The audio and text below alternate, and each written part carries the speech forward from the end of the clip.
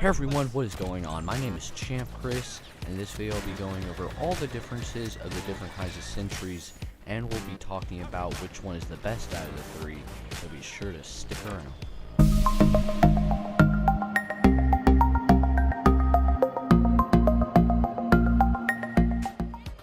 Alright, so first off, let's cover the different kinds of sentries. There's the explosive sentry, the supercharged century, and the mobile sentry. The explosive sentry provides for maximum damage per shot at a very low rate of fire. This means it's not very good in a one-on-one duel with another trooper. It's best to use it as a support role, which means using it when you have teammates around you to help take out all the enemies that come your way. A good strategy for this would be to wait for enemies to come through an area where you know they're eventually going to appear and just keep firing your sentry. This gun can be super powerful sometimes because a headshot can one-shot kill any class and do substantial damage to heroes. So overall with this sentry, stay out of the front line, which can be hard as a heavy player, but you'll certainly be more successful if you use this ability with support from your teammates. Next, we have the Supercharged Century. This used to be an OP gun until the recent patch. Before the patch, you could fire for a crazy long time with a slightly larger blast radius than it has now. But currently, this gun has lost its popularity because you can only fire for a few seconds at a time before the ability is over with. Plus, not to mention, it also has a tinier blast radius, making it even less effective. Although, even with it being nerfed in a big way recently, it can still be a dominant force on the battlefield. Since it can't last very long, most of the time you can only use it for winning a simple one-on-one battle with another trooper.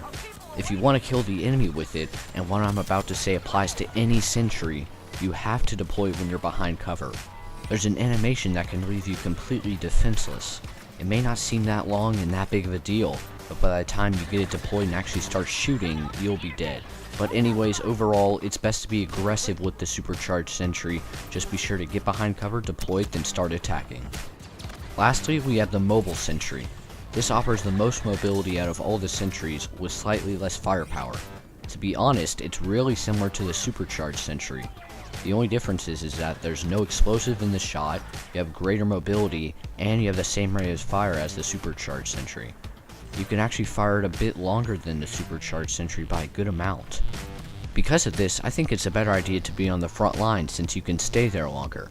You're also more versatile because of the slightly more speed. So overall, it's definitely better to be aggressive with this sentry. So now that we've discussed them all, which one's the best? Well, obviously that's up to the choice of the player, but as of right now in the state of the game, I think Mobile Sentry is the best. It's actually not that popular of a sentry at all, so I know a lot of you would disagree with me. As of right now, I think it slightly outshines the others.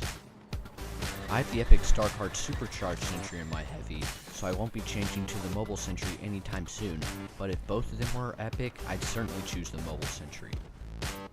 You might be watching this at a later time when another sentry is obviously the best choice, but in the state of the game right now, I think Mobile Sentry is the best. Anyways, if you enjoyed, go ahead and drop a like to show some support, and subscribe for more like this. I'll see y'all in the next one.